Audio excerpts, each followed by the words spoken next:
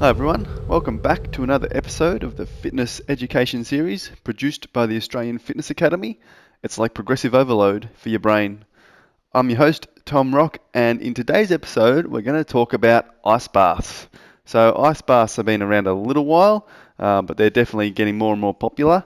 I think people are even like freezers used to be for storing your food in. These days people are getting chest freezers. They'll clean them out, put some fiberglass in, maybe a pump and a filter, and they're getting themselves a nice little ice bath. So they're really sort of becoming the rage these days. Some gyms are even got ice bars, and we won't talk about saunas and stuff today, but infrared saunas and things.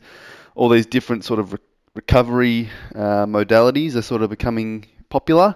So we're going to just touch on ice bath today because I think it's an interesting topic, and um, there's lots of ideas around them online. There's lots of even like the Wim Hof method is a popular sort of book that's been going around. Um, so it's definitely out there. You may have tried it yourself. You may not have. It might be something you think about or see people do or talk about. But are they beneficial? Should you be doing it? Does it help recovery?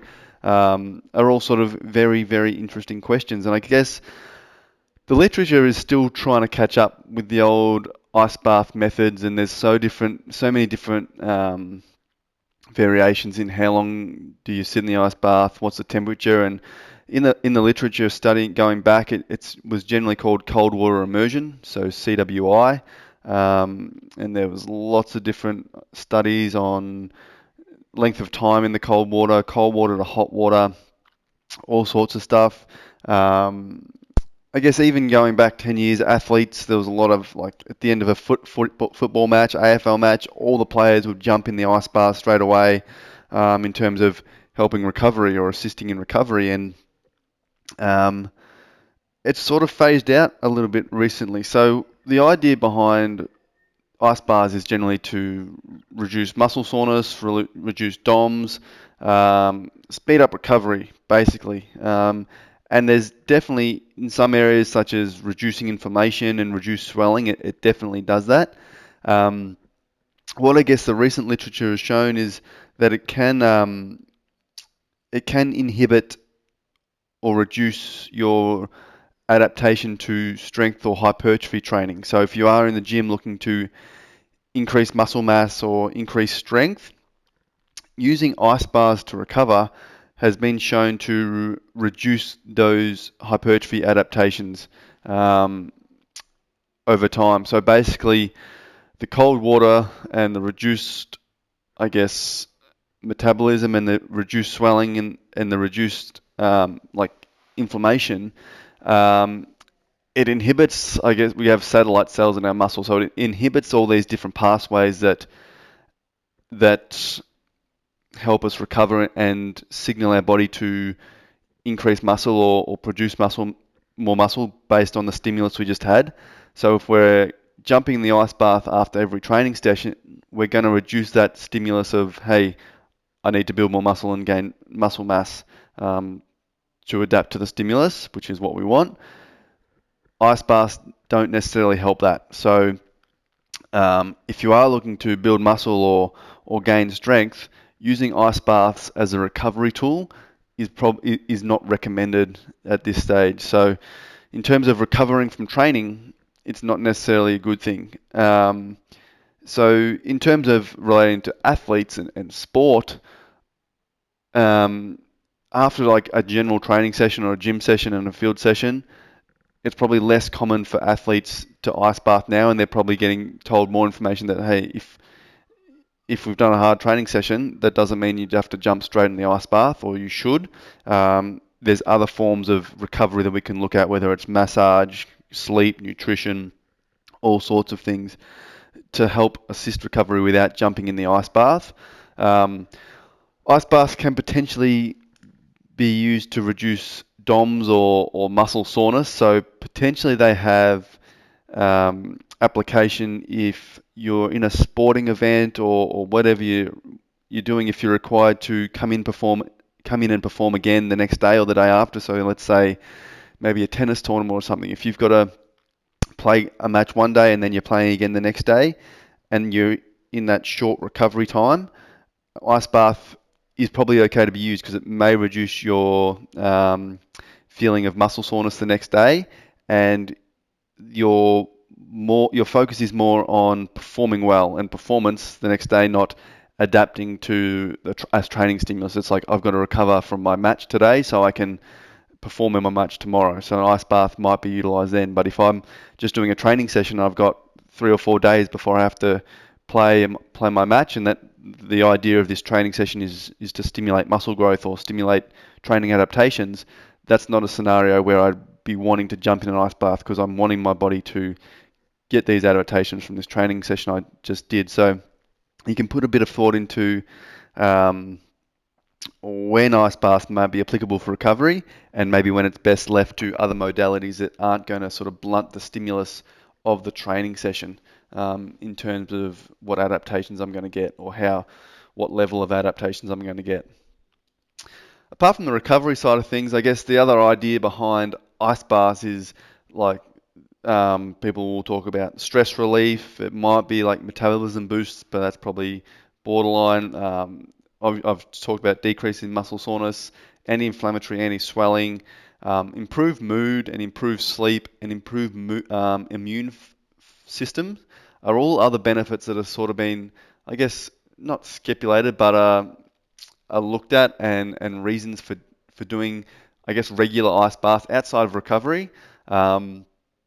So I guess there was one study that looked at it was cold showers, but people who took cold showers had less sick days from work. So they're looking at correlating, I guess, cold water immersion to a better immune system, and that's sort of a practical outcome, I guess. But the other idea is that ice baths, it's all about stimulating different aspects in the nervous system. So we've got the sympathetic nervous system and the parasympathetic nervous system, which I discussed a little bit in the episode on heart rate variability. But basically, jumping in the ice bath increases the sympathetic nervous system, and that activates. And these different stimulus on the body cause different releases of different hormones and levels of different hormones. And the idea is that, I guess, improvements in mood from an ice bath can come from increases in hormones such as oxytocin and dopamine, which is like your feel-good hormone. So if we get a bit of a rise in dopamine once we get out of the ice bath, that tends to last 3 to 5 hours, and we feel we're in a good mood for the day, we're potentially more productive, and that can be a bit of a positive from an ice bath. It potentially helps you adapt and, I guess, reduce stress over time, because it's in terms of hormone balance and things. Your body gets used to that little bit of stress, whether it's daily, a few times a week, in the morning, whenever you do it. That added stress, your body gets better at dealing with that. And the hormones of stress and sort of these different changes and responses in the nervous system, over time you adapt to that, and you handle potentially stress better. You might more resilience from getting this ice bath all the time. And yeah, so that sort of changes in levels of hormones and can sort of, or neurotransmitters as well, can sort of adjust our mood and help our feeling and reduce stress. Again, there's not a heap of, probably more literature needs to be released on that sort of topic, I guess. But that's sort of the idea behind it. Again, some research, there was an article on the Wim Hof method that didn't find any differences looking at participants sort of completing it. So there's lots of different studies out there, and some show some changes, some don't, in terms of physiological responses. But there's lots of different theories about ice baths, and that's sort of, hopefully that covers a little bit of it.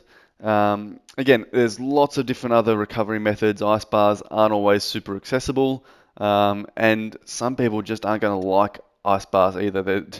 No one enjoys getting in cold water, whether you're sitting in there for 30 seconds or 5 minutes. It's going to be uncomfortable, and that's the idea. So It's not for everyone, and you definitely want to sort of ease into it. Generally, there's also sort of contraindications too. So if someone has high blood pressure, any sort of circulatory problems, potentially diabetes, um, any sort of conditions that would increase your sensitivity to cold, these sort of clients or individuals should probably, ice baths wouldn't be recommended for them because obviously it is going to affect your circulation going from whether your normal temperature to cold and then potentially back to hot fairly quickly. So any sort of circulatory problems, probably not recommended for them. But if it is something, it's definitely something to try it yourself. Some people might see benefits from it, others might not. Whether we can test that physiologically, is it placebo? Still sort of up in the air, I guess. But definitely something you can give a shot, but just be careful implementing it around your training. If you are looking for that strength or hypertrophy adaptations, yeah, potentially avoid using ice bars as a recovery tool. So that's something to think about. And if you are doing it around training sessions, you probably want to leave at least 24 to 48 hours between your heavy resistance sessions. So if it doesn't fit in your week, there's lots of other things you can do to improve your recovery. So if you are looking for more information on recovery, we actually have an Optimizing Recovery short course at the Australian Fitness Academy. And that course covers cold water immersion. It goes into sleep, nutrition, periodized and structuring trainings to make sure you are recovering, compression, cold therapies, static stretching, active recovery, massage, foam rolling, and also electro stimulation. So we've got a pretty thorough course on optimizing recovery from exercise. So if you are interested in sort of whether you're in the industry already and you need to get some CEC points, or you just want to improve your knowledge or have a bit more look into the recovery side of things, it's a really, really good course. If you want more information on that, you can email info@afa.com.au or call 03 9532 7800 and select option 1, and our careers team will be able to help you out with that optimizing recovery course.